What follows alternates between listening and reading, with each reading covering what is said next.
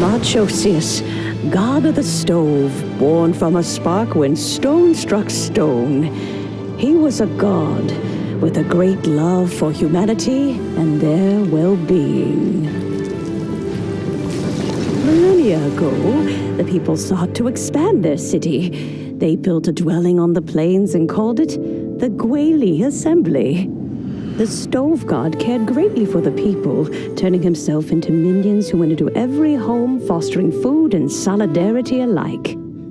Alas, their home was taken by a flood. The waters ravaged the Guoba Assembly and forced the people back south to Liyue Harbor. Though the distance was not far, the journey was plagued by a terrible storm. For a dozen days, the Adepti stayed by their side. During this time, the stove god cooked an ancient delicacy, flatbread with a meat sauce to stave off the cold and damp, fit for those on the move. Centuries later, disaster and plague arose once more. The stove god would appear no longer, for he placed all of his power into the land itself to quell the calamities. His power expended, and his wits greatly reduced. Thus his body decreased in size. By the time he parted ways with us, he wasn't even the height of a human. He told Rex Lapis and I of the dishes that bring joy and of the secrets of the flame, then went into the mountains and entered into a long slumber.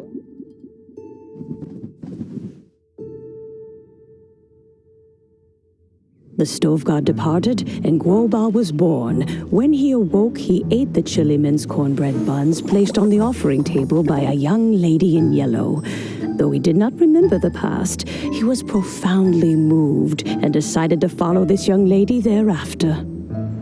The stove god had quietly disappeared, but the vendors rose early to hawk their wares. People went out to buy goods, lit their stoves, and cooked food, just as they had done every day for as long as they could remember.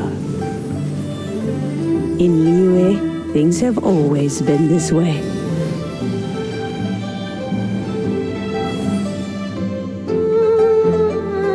Nature provides, the mountains rejoice.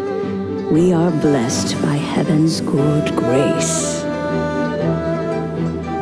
Years have gone by. The world has transformed, but our way of life survives.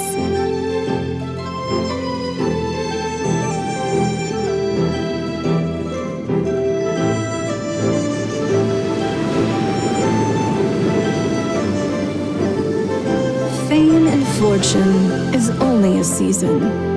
It is the moment that we should embrace.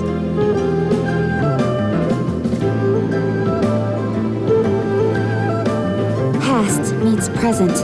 Heritage becomes legacy. Long into the future may we thrive.